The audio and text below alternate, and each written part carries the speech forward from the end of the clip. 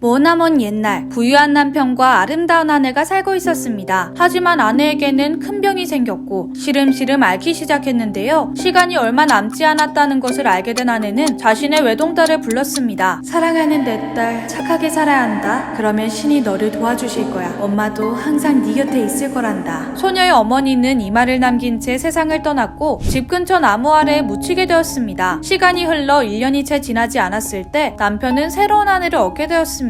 그녀에게는 아름답지만 심성이 못된 두 딸이 있었는데요. 의붓 언니들은 전 부인의 딸인 소녀를 미워하고 괴롭혔습니다. 계모는 소녀의 옷을 빼앗아 허름한 옷을 입혔고 나무로 만든 딱딱한 신발을 신겨 부엌으로 쫓아냈는데요. 그곳에서 소녀는 하루 종일 집안일을 해야 했고 난로 옆에서 잠을 청해야 했죠. 그녀는 항상 거무튀튀한 재를 뒤집어 쓰고 있었기에 계모와 의붓 언니들은 소녀를 재투성이 소녀 신데렐라로 부르게 되었습니다. 심지어 아버지는 자신의 막내딸의 처지를 외면해버린 채 새로운 가정을 꾸린 것에만 급급했는데요. 때문에 그녀는 더욱 외롭고 힘든 나날들을 보내게 되었죠. 그러던 어느 날 아버지가 큰 장터에 나가게 되었습니다. 무엇을 갖고 싶냐고 묻는 아버지에게 신데렐라는 돌아오시는 길에 아버지 모자를 찌르는 첫 번째 나뭇가지를 꺾어다 주세요. 장터에서 돌아오는 길 개암나무 가지가 아버지의 모자를 떨어뜨렸습니다. 아버지는 신데렐라의 요청을 들어주었는데요. 신데렐라는 아버지에게 가지를 받아들고선 어머니의 무덤으로 향했습니다. 그리고 무덤 위에 정성스럽게 심었는데요. 줄곧 어머니를 그리워했던 신데렐라는 서럽게 울음을 터뜨렸습니다. 그 눈물은 어머니의 무덤 위로 뚝뚝 떨어졌죠. 그러자 순식간에 가지가 자라서 커다란 개암나무가 자라났습니다. 신데렐라는 어머니를 생각하며 매일 이 나무 앞으로 갔습니다. 신기하게도 그럴 때마다 하얀 새 한 마리가 날아왔는데요. 그 새는 신데렐라가 원하는 건 무엇이든 다 마법처럼 가져다 주었습니다. 어머니가 보낸 천사가 아닐까? 신데렐라는 개암나무 앞에 갈 때면 마음이 따뜻해졌고 큰 위로를 받는 기분이었죠. 며칠 후 왕자의 신부감을 고르기 위한 성대한 파티가 열렸습니다. 3일간 진행되는 이 파티는 온 왕국에 있는 소녀들이 초대되었는데요. 의붓 언니들 역시 마찬가지였습니다. 언니들을 따라 파티에 가고 싶었던 신데렐라는 계모에게 가서 애원했습니다. 거듭된 부탁에 귀찮아진 계모는 못 이기는 척 잿더미 속에 렌틸콩 한 바가지를 들이부으며 2시간 안에 이 콩들 중 먹을 수 있는 것들을 골라내면 그땐 같이 가게 해주마. 계모는 신데렐라를 한껏 비웃으며 자리를 떠났고 고민하던 신데렐라는 자신을 도와주던 하얀 새를 떠올렸습니다. 곧바로 그녀는 뒷문으로 나가서 허공을 향해 외쳤습니다. 새들아, 내가 콩들을 골라낼 수 있게 도와주렴. 그러자 하얀 새가 부엌 창문으로 날아들어왔고 뒤이어 수백 마리의 새들이 날아와 잿더미 주변으로 몰려들었습니다. 새들은 콩을 열심히 쪼아댔는데요. 덕분에 시간 내에 계모가 시킨 일을 끝마칠 수 있었죠. 하지만 계모는 여전히 안 된다고 하며 고개를 저었는데요. 낙담한 신데렐라가 울기 시작하자 계모는 선심을 쓰는 척 더 많은 양의 콩들을 잿더미 속에 흩뿌리며 일을 시켰습니다. 그리고 또다시 약속을 지키지 않았죠. 우리는 너랑 같이 가지 않을 거야. 옷도 없고 춤출 줄도 모르는 애가 가면 우리가 얼마나 창피하겠니? 계모는 희망에 가득 찬 신데렐라에게 악담을 퍼붓고는 두 딸들과 함께 파티장으로 향했습니다. 이에 서글퍼진 신데렐라는 어머니 무덤가의 개암나무 아래로 가서 울면서 소리쳤습니다. 흔들어서 떨어뜨려라 작은 나무야. 금과 은을 나에게 주렴. 그러자 하얀새가 나타나 금으로 장식된 드레스와 반짝반짝 빛나는 은빛 구두를 던져주었습니다. 신데렐라는 서둘러 그 옷을 입고는 파티장으로 향했습니다. 파티장은 화려한 장식으로 눈이 부셨고 멋진 음악이 울려 퍼지고 있었죠. 황홀한 분위기였음에도 신데렐라가 등장하자 모두가 그녀의 빛나는 아름다움에 깜짝 놀라고 말았는데요. 그녀를 보고 첫눈에 반한 왕자는 오직 그녀하고만 춤을 추려고 했습니다. 함께 있을수록 그녀를 사랑하는 마음이 커져만 갔지요. 한편 신데렐라는 점점 걱정이 되기 시작했습니다. 내 정체를 들키면 어떡하지? 신데렐라는 계모와 의붓 언니들보다 더 빨리 집에 돌아가고 싶었습니다. 그 마음을 모르는 왕자는 호위해주겠다고 하며 신데렐라를 계속해서 쫓아왔습니다. 이야기가 통하지 않자 신데렐라는 결국 왕자에게서 도망쳐 집에 있는 비둘기 우리 속으로 뛰어들었습니다. 바로 앞에서 그녀를 놓친 왕자는 집주인인 신데렐라의 아버지가 올 때까지 기다렸는데요. 곧이어 아버지가 오자 왕자는 비둘기 우리를 가리키며 어떤 여인이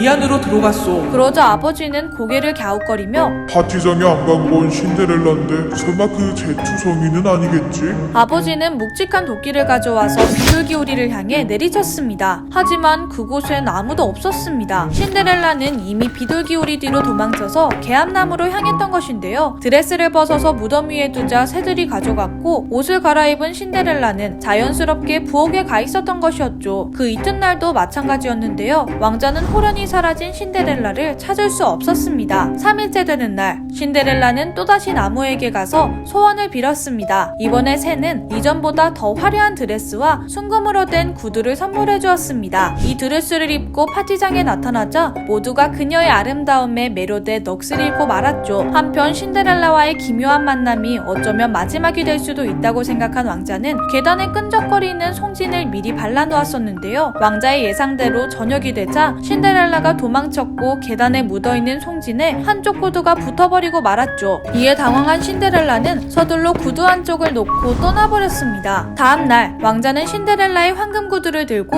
국왕에게 가서 말했습니다. 이 황금 구두에 맞는 발을 가진 여인하고 결혼하고 싶습니다. 국왕은 이를 허락했고 왕자는 구두를 들고 다니며 여인들의 집을 방문하기 시작했습니다. 하지만 구두는 그 누구의 발에도 맞지 않았죠. 이윽고 신데렐라의 집에까지 왕자가 찾아왔습니다. 신데렐라는 여느 때와 같이 부엌에서 일을 하고 있었는데요. 첫째 언니는 구두를 신고 오겠다고 말하며 침실로 갔습니다. 발가락이 큰 첫째 언니에게 구두는 너무나도 작았습니다. 이를 지켜보던 계모는 검은 욕망을 품게 되었지요. 내 딸이 여왕이 되면 얼마나 좋을까? 그녀는 자신의 딸에게 날카로운 칼을 건넸습니다. 그리곤 은밀하게 속삭였죠. 발가락을 잘라버리렴. 여왕이 되면 더 이상 걸어다니질 않을 테니까. 그 말에 첫째 언니는 무엇인가에 홀린 것처럼 칼을 집어들고는 발가락을 잘라냈습니다. 그러자 구두가 꼭 들어맞았는데요. 첫째 언니는 아픔을 참아가며 억지로 발을 밀어넣었습니다. 구두의 주인을 찾았다고 생각한 왕자는 그녀를 곧바로 신부로 삼았고 말을 태워서 왕궁으로 향했습니다. 하지만 새들은 모든 것을 다 알고 있었습니다. 개암나무 위에 앉아있던 두 마리 새가 외쳤죠. 구두를 좀 보세요. 온통 피투성이에요. 그 여인의 발에는 너무 작아요. 그녀는 진짜 신부가 아니랍니다. 그 말에 정신을 차린 왕자가 첫째 언니의 발을 보니 구두에서 많은 양의 피가 뚝뚝 흘러 넘치고 있었습니다. 깜짝 놀란 왕자는 그녀를 집으로 돌려보냈죠. 곧이어 둘째 언니가 구두를 신어보게 되었습니다. 둘째 언니의 경우 발가락은 잘 들어갔지만 뒤꿈치가 너무 커서 들어가지 않았는데요. 이를 잠자코 지켜보던 계모는 또다시 속으로 무시무시한 생각을 하게 되었습니다. 그녀는 시퍼런 칼을 꺼내며 나지막이 속삭였지요. 발 뒤꿈치를 잘라버리렴. 여왕이 되면 더 이상 걸어다닐 일이 없을 거야. 그 말에 둘째 언니는 칼을 집어들고는 발 뒤꿈치를 향해 내리쳤습니다. 엄청난 양의 피가 칼칼 솟구쳤죠. 너무나도 큰 통증에 그녀는 정신을 잃을 것 같았습니다. 그녀는 계모의 부축을 받은 채 우아하게 한 걸음 한 걸음씩 내딛었습니다. 또다시 계모와 이붓 언니의 계략에 넘어간 왕자는 그녀를 신부로 삼아 말에 태우고 길을 떠나게 되었습니다. 하지만 개암나무 앞을 지날 때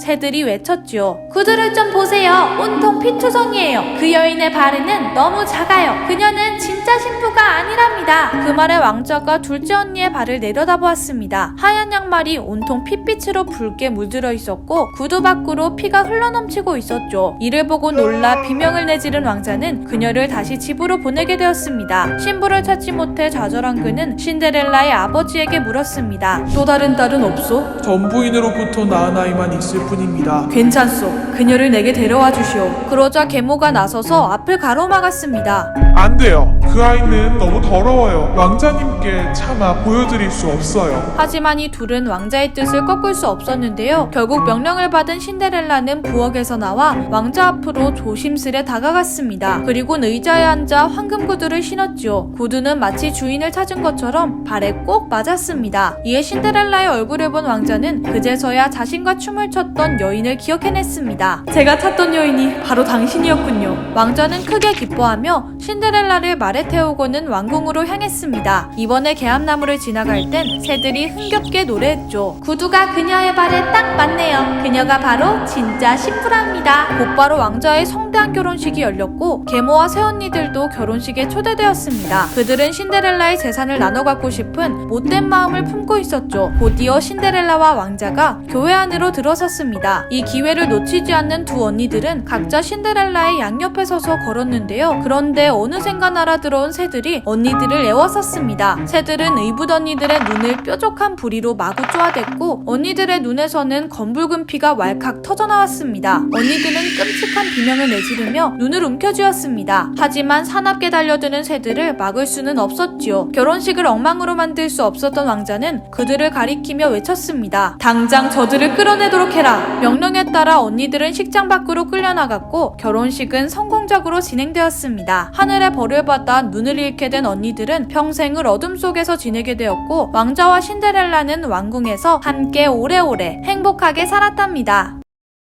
곰 3마리가 한 집에 있어. 아빠 곰, 엄마 곰, 애기 곰. 곰 3마리는 아이들에게 널리 알려진 한국 동요입니다. 작자가 알려져 있지 않은 이 곡은 골디락스와 곰 3마리라는 동화를 모티브로 했다고 알려져 있습니다. 금발소녀 골디락스가 우연히 주인 없는 오두막에 방문하게 되어 음식을 먹고 잠을 자다가 곰 가족이 돌아와 놀라 달아났다는 내용으로 다들 알고 있을 텐데요. 하지만 이 동화의 원작은 우리가 알고 있는 것과 달리 무척 잔혹하다고 합니다. 골디락스와 곰 3마리 원작, 옛날 옛적 곰 3마리가 살고 있었습니다. 그중 한 마리는 작은 크기였고 한 마리는 중간 크기, 다른 한 마리는 큰 크기의 곰이었습니다. 숲과 굴에서 사는 것이 싫었던 이 곰들은 인간처럼 아늑하고 편한 곳에 살고 싶었는데요. 착실히 돈을 모은 그들은 가구가 갖춰진 커다란 집을 구매해서 함께 지내게 되었습니다. 근처에 살고 있던 노파는 곰들과 친하게 지내고 싶었습니다. 그녀는 최대한 정중하게 곰들에게 다가갔지만 곰들은 그녀를 무시했는데요. 이에 화가 난 노파는 씩씩거리며 집으로 돌아갔습니다. 저런 무례한 곰들을 봤나? 저들이 얼마나 잘나서 저러는지 알아내야겠어. 곰들의 집에 몰래 들어가기로 결심한 노파는 곰들이 떠나는 것을 지켜본 후 아무도 없는 집으로 들어갔습니다. 안은 멋진 가구들이 배치되어 있었고 노파의 집보다도 훨씬 넓고 깨끗했는데요. 집안을 둘러보던 노파는 부러움과 질투심에 사로잡혔습니다. 생각보다 좋은 곳에 살고 있잖아. 어차피 여긴 아무도 없으니 오기 전까지 내가 무슨 짓을 해도 모를 것 같은데. 부엌으로 가자 식탁 위에 따뜻한 우유 3접시가 놓여 있었습니다. 각자 큰 곰, 중간 곰, 작은 곰의 것이었는데요. 마침 목이 말랐던 그녀는 우유를 마시려고 했지만 큰 곰과 중간 곰의 우유는 너무 뜨거워서 마실 수가 없었습니다. 다행히 적당한 온도였던 작은 곰의 우유는 전부 다 들이켜 마실 수 있었죠. 거실에 가자 3개의 의자가 있었습니다. 고풍이 있고 고급스러운 의자였는데요. 이를 그냥 지나칠 수 없었던 노파는 큰 곰의 의자에 앉아보았습니다. 하지만 그 의자는 그녀에게 너무나도 거칠었습니다. 중간 곰의 의자 또한 마찬가지였는데요. 불편함을 느낀 노파는 작은 곰의 의자에 앉아보았습니다. 그러자 의자가 그만 부서져 버리고 말았습니다. 편히 쉬고 싶었던 노파는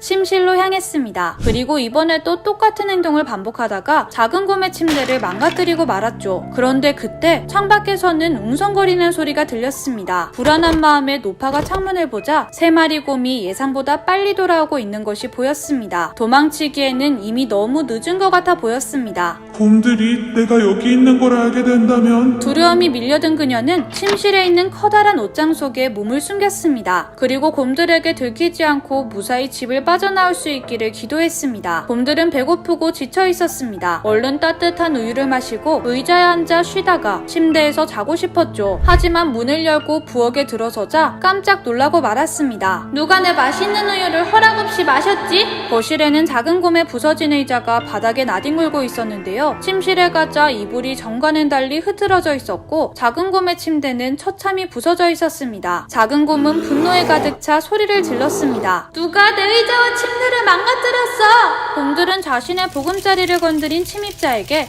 단단히 화가 났습니다. 특히 음식과 가구, 침대까지 빼앗긴 작은 곰은 당장이라도 그 침입자를 처단하고 싶었죠. 아직 멀리 가지 못했을 거야. 집안부터 찾아보자. 곰들은 커다란 앞발을 이용해 집을 샅샅이 뒤지기 시작했습니다. 옷장에 몸을 웅크리고 있던 노파는 두려움에 몸을 부들부들 떨었습니다. 저들이 날 발견한다면 난 끝장이야. 하지만 곰들이 집안을 계속해서 돌아다녔기에 옷장 밖으로 나갈 수도 없었는데요. 숨막히는 시간이 흘러가는 가운데 한 곰이 옷장 앞에 멈춰섰습니다. 옷장은 아직 안 봤는데 설마 여기에 숨어 있는 건 아니겠지? 여기 있다! 드디어 침입자를 찾아낸 곰은 기쁜 목소리로 외쳤습니다. 다른 곰들도 모두 옷장 앞으로 달려왔고 큰 곰이 노파를 옷장에서 끌어냈습니다. 그리곤 이 탐욕스러운 노파를 어떻게 처단할지 고민하기 시작했는데요. 중간 곰이 말했습니다. 불구덩이에 넣는 거 어때? 아예 흔적도 남지 않게 태워버리자. 곰들은 노파를 벽난로 앞으로 끌고 갔습니다. 벽난로의 불길은 맹렬히 타오르고 있었는데요. 곰들은 노파를 불구덩이 속으로 밀어넣었습니다. 노파는 타오를 것 같은 통증에 비명을 질렀습니다. 그런데 갑자기 거센 바람이 불기 시작했습니다. 그러자 벽난로의 불길이 점점 약해지기 시작했죠. 불을 다루는데 능숙하지 않았던 곰들은 꺼져가는 불을 살리지 못했고 노파는 기적처럼 목숨을 부지할 수 있었죠. 이를 본 곰들은 눈살을 찌푸렸습니다. 불 속에 넣어도 안 된단 말이야? 그럼 물 속에 빠뜨리자. 곰들은 노파를 끌고 집 근처 호수로 향했습니다. 호수는 바닥이 보이지 않을 정도로 깊었는데요. 큰 곰이 노파를 번쩍 들더니 호수 한가운데로 던졌습니다. 물에 빠진 노파는 살려달라고 외치며 호수에서 빠져나오려고 했는데요. 중간 곰이 막대기를 들고 빠져나오려는 노파를 계속해서 물속으로 밀어넣었습니다. 숨을 쉴 수 없게 말이죠. 하지만 노파는 필사적으로 막대기를 붙잡으며 기적적으로 호수에서 빠져나왔습니다. 이를 본 곰들은 또다시 머리를 맞대고 이야기를 나누었습니다. 아예 내려올 수 없을 정도로 높은 곳에 매달아 버릴까? 그곳에 있으면 아무것도 할 수 없을 테니 굶어 죽던지 떨어져 죽던지 둘 중 하나는 되지 않을까? 곰들은 노파를 마을에서 제일 높은 첨탑으로 끌고 갔습니다. 이번에도 큰 곰이 노파를 집어들더니 있는 힘껏 첨탑의 꼭대기를 향해 던졌습니다. 하지만 힘이 너무 셌는지 노파는 첨탑보다 훨씬 더 높은 곳까지 올라갔는데요. 이후 아래로 떨어지기 시작한 노파는 그만 첨탑의 뾰족한 꼭대기에 꽂히고 말았습니다. 예상치 못한 결과에 놀란 것도 잠시, 곰들은 이내 미소를 짓더니 첨탑 앞에서 춤을 추며 기쁨을 나눈 후 노파를 그곳에 그대로 둔 채 집으로 돌아갔습니다. 옛날 어느 마을에 한 부부가 살고 있었습니다. 비록 찢어지게 가난하고 아이도 없었지만 둘은 서로 사랑하며 행복하게 살고 있었죠. 시간이 흘러 드디어 아내가 아이를 갖게 되었고 두 사람은 뛸 듯이 기뻐했습니다. 하지만 그것도 잠시, 아내는 입덧이 너무 심해서 제대로 먹지도 못했고 시름시름 앓기 시작했는데요. 그러던 어느 날 아내가 말했습니다. 여보, 푸릇푸릇하고 신선한 채소를 먹고 싶어요. 하지만 남편에게는 신선한 채소를 살 돈이 없었죠. 그런데 그때 바로 옆집 텃밭에 자라고 있는 라푼젤이란 채소가 눈에 들어왔습니다. 바로 뜯어먹고 싶어질 정도로 풍성하고 싱싱하게 자라고 있었는데요. 남편은 나쁜 짓인 줄 알면서도 아내를 위해 채소를 훔치기로 했습니다. 늦은 밤 남편은 몰래 옆집 텃밭에 들어갔습니다. 주변을 살피고 아무도 없는 것을 확인한 후 라푼젤을 캐려는 순간 거기 너 우리 집에서 뭐 하는 거야? 감히 내 텃밭에서 서리를 해? 집주인에게 발각되고 만 것인데요. 게다가 집주인은 평범한 사람이 아니었습니다. 악독한 마법과 무서운 저주를 내리는 마녀였던 것이죠. 남편은 두려움에 떨며 말했습니다.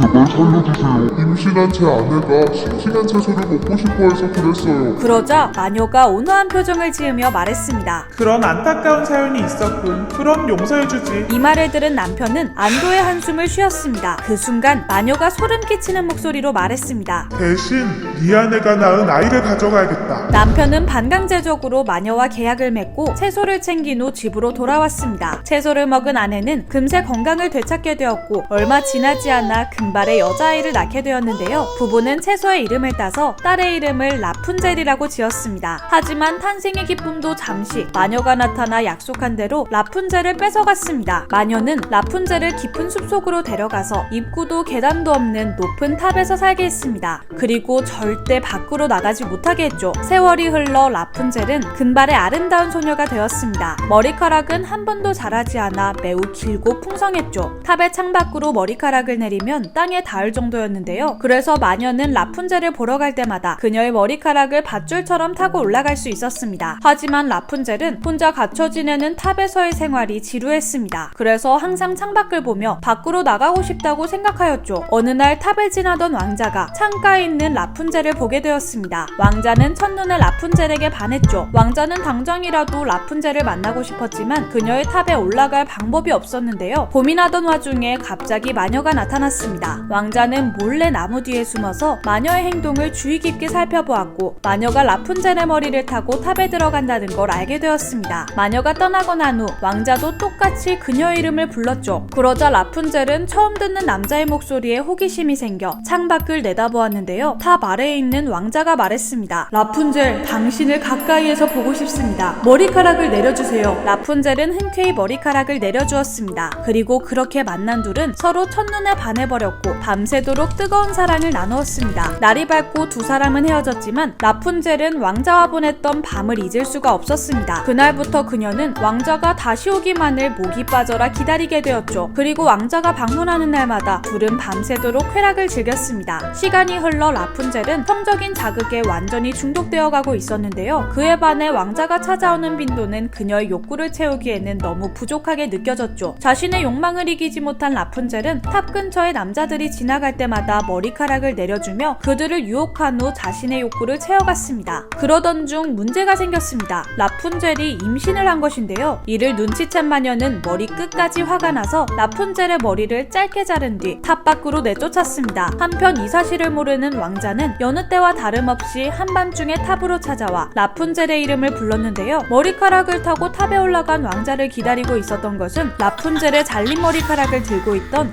마녀였습니다. 왕자는 깜짝 놀라 도망치려고 했지만 탑이 워낙 높아서 빠져나갈 방법이 없었죠. 마녀는 잔뜩 화가 난 목소리로 앞으로 너는 라푼젤의 아름다운 머리카락을 영영 볼 수 없을 것이다 라고 말하며 창밖으로 왕자를 밀쳤습니다. 왕자는 가시나무 위로 떨어지며 간신히 목숨은 건졌지만 눈을 크게 다쳐 앞을 볼 수 없게 되었습니다. 라푼젤을 너무나 사랑했던 왕자는 그녀를 찾기 위해 힘겹게 이곳저곳을 돌아다니기 시작했습니다. 그렇게 7년이 지난 후 왕자는 드디어 라푼젤을 만날 수 있었습니다. 그녀는 외딴 마을에서 쌍둥이 남매를 키우고 있었죠. 왕자의 사정을 들은 라푼젤은 그를 끌어안고 펑펑 울기 시작했는데요. 그때 라푼젤이 흘린 눈물이 왕자의 눈에 떨어졌고 그 순간 기적처럼 왕자의 눈이 다시 떠졌습니다. 서로의 사랑을 재확인한 두 사람은 왕자의 고향으로 돌아가 결혼식을 올리고 자녀들과 함께 평생 행복하게 살았다고 합니다.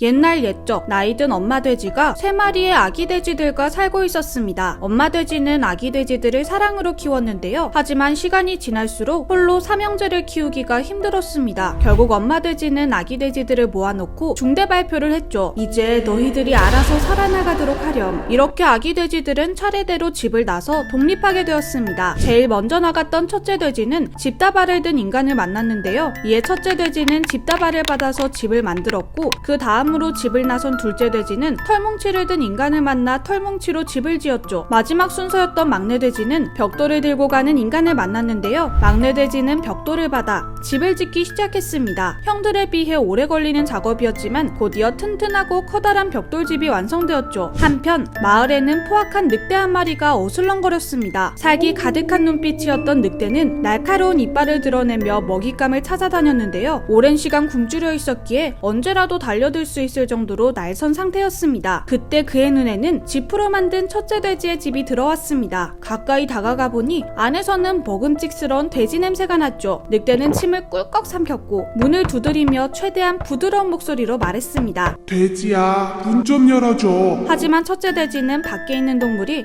늑대라는 것을 알아차렸고 문고리를 꽉 잡았습니다. 털끝만큼도 안 돼요! 늑대에게 아예 방법이 없는 건 아니었습니다. 그의 눈에 첫째 돼지의 집이 너무나도 가볍고 허술해 보였던 것인데요. 약한 바람에도 첫째 돼지의 집은 흔들거렸고 이를 본 늑대는 아예 집을 날려버리기로 결심했습니다. 늑대는 숨을 크게 들이마신 다음에 집을 향해 후 불었습니다. 늑대의 강한 입김에 집이 날아가 버려 첫째 돼지만이 덩그러니 남게 되었는데요. 첫째 돼지는 비명을 질렀고 도망가려고 했지만 늑대에게 금방 붙잡히게 되었습니다. 늑대는 뾰족한 이빨로 첫째 돼지의 목을 물어뜯었고 첫째 돼지의 목에서는 피가 울컥 터져나왔습니다. 늑대는 첫째 돼지를 먹기 시작했고 곧이어 뼈와 살점밖에 남지 않게 되었죠. 당장 줄이 줄인 배를 채우긴 했지만 늑대는 아직 배가 고팠습니다. 그는 또다시 먹잇감을 찾아 배회했고 곧바로 근처에 있는 둘째 돼지의 집을 발견했는데요. 털뭉치로 만들어진 둘째 돼지의 집은 역시나 약해 보였습니다. 좀 전에 성공으로 자신감이 생긴 늑대는 둘째 돼지를 잡아먹을 수 있겠다는 생각에 군침을 뚝뚝 흘렸습니다. 그는 자신의 검은 속내를 숨긴 채 문을 두드렸습니다. 돼지야, 문 좀 열어줘. 불안한 마음에 둘째 돼지 역시 문고리를 꽉 잡으며 거절했습니다. 그러자 늑대는 희죽거리며 그러면 바람을 불어서 날려버리면 되지. 늑대는 숨을 가득 들이마신 다음 바람을 후 불었습니다. 둘째 돼지의 집은 흔적도 없이 날아가 버렸죠. 갑작스러운 습격에 둘째 돼지는 자리에 주저앉아 덜덜 떨고 있었는데요. 늑대는 거친 발톱을 드러내며 둘째 돼지에게 달려들었고 그를 단번에 먹어치웠죠. 식사를 마친 늑대는 입가에 잔뜩 묻은 피를 닦아냈습니다. 아직 배가 고팠던 늑대는 이번엔 막내 돼지의 벽돌집으로 향했는데요. 한눈에 봐도 으리으리하고 견고해 보였지만 이미 2번이나 성공한 늑대는 잔뜩 신난 모습으로 문을 두드렸습니다. 돼지야, 문 좀 열어줘. 막내 돼지는 여유롭게 여가 생활을 즐기고 있었는데요. 털끝만큼도 안 돼요. 그러자 늑대는 다른 돼지들에게 그랬듯 숨을 크게 들이마신 후 내쉬었습니다. 하지만 늑대의 입김으론 막내 돼지의 집을 무너뜨릴 수 없었습니다. 예상치 못한 결과에 늑대는 당황했지만 일단 막내 돼지를 집 밖으로 나오게 하기로 계획했는데요. 돼지야, 나는 정말 맛있는 순무밭을 알고 있는데 우리 함께 갈래? 어디에 있는 순무밭이요? 스미소시의 밭이야. 막내 돼지는 늑대의 속셈을 알고 있었습니다. 그렇지만 제안을 승낙해야 저 무시무시한 포식자가 돌아갈 것 같았죠. 좋아요. 몇 시에 갈까요? 아침 6시에 가자. 데리러 올게. 늑대는 막내 돼지와 약속을 하곤 돌아갔습니다. 다음날 막내 돼지는 약속 시간보다 1시간 일찍 나왔습니다. 그리곤 스미스 씨의 순무밭에 가 먹음직스러운 순무를 챙겨서 집으로 돌아왔죠. 시간이 지나 아침 6시가 되자 늑대가 찾아왔는데요. 돼지야, 나갈 준비가 됐어? 늑대 씨가 알려준 덕분에 순무밭에 다녀올 수 있었어요. 제 냄비가 맛있는 순무로 가득 찼어요. 이에 늑대는 몹시 화가 났지만 어떻게든 막내 돼지를 다시 나오게 하고 싶었는데요. 늑대는 최대한 친절하게 다시 말을 걸었습니다. 돼지야, 나는 좋은 사과나무가 있는 곳도 알고 있어. 어디에 있나요? 저 아래 과수원에 있지. 내일 5시에 데리러 올게. 늑대는 전날보다 1시간 일찍 약속을 잡곤 돌아갔습니다. 하지만 다음날 막내 돼지는 새벽 4시에 일어나 과수원으로 향했습니다. 그런데 나무에 올라가 사과를 따고 있던 막내 돼지의 눈에는 저 멀리 늑대가 달려오고 있는 것이 보였는데요. 늑대씨가 일찍 왔구나. 달아나기엔 너무 늦은 뒤였는데요. 어느새 나무 밑으로 간 늑대는 희죽거리며 막내 돼지에게 말했죠. 돼지야, 너 나보다 먼저 왔구나. 어때? 사과가 마음에 들어? 도간에 든 쥐였지만 막내 돼지는 능청스럽게 이야기했습니다. 그래요. 늑대씨, 하나 던져줄게요. 막내 돼지는 있는 힘껏 사과를 멀리 던져버렸고 어리석은 늑대는 서둘러 사과를 주우러 갔습니다. 그 사이 막내 돼지는 나무에서 내려와 집으로 달려갔습니다. 다음날 잔뜩 벼르고 있던 늑대가 다시 막내 돼지를 찾아왔습니다. 이따 오후에 큰 장터가 열릴 거야. 3시에 데리러 올 테니 함께 가자. 늑대는 당일 약속을 잡으면 될 것이라 생각하고 돌아갔지만 막내 돼지는 이번에도 늑대가 오기 전에 장터로 향했습니다. 그런데 커다란 통을 사서 집으로 돌아가던 중 멀리서 늑대가 오는 것이 보였습니다. 막내 돼지는 재빨리 통 안에 몸을 숨겼는데요. 그러자 무거워진 통은 언덕을 따라 대굴대굴 구르기 시작했습니다. 맹렬히 구르는 커다란 통은 그 누구라도 뭉개버릴 수 있을 것만 같았죠. 늑대는 무서운 속도로 굴러오는 통을 보고 깜짝 놀라 도망가고 말았습니다. 늑대가 사라지자 막내 돼지는 얼른 통에서 나와 집으로 향했습니다. 놀란 가슴을 추스린 늑대는 막내 돼지의 집에 방문해서 아까 있었던 일에 대해 이야기했습니다. 커다란 통이 죽일 듯이 굴러오는데 얼마나 무서웠는지 몰라. 그 말을 들은 막내 돼지는 낄낄거리며 내가 당신을 무섭게 했군요. 저는 이미 장터에 가서 큰 통을 샀어요. 집으로 돌아가던 길에 당신을 봐서 통 안에 들어간 채 언덕을 내려왔죠. 더는 참을 수 없었던 늑대는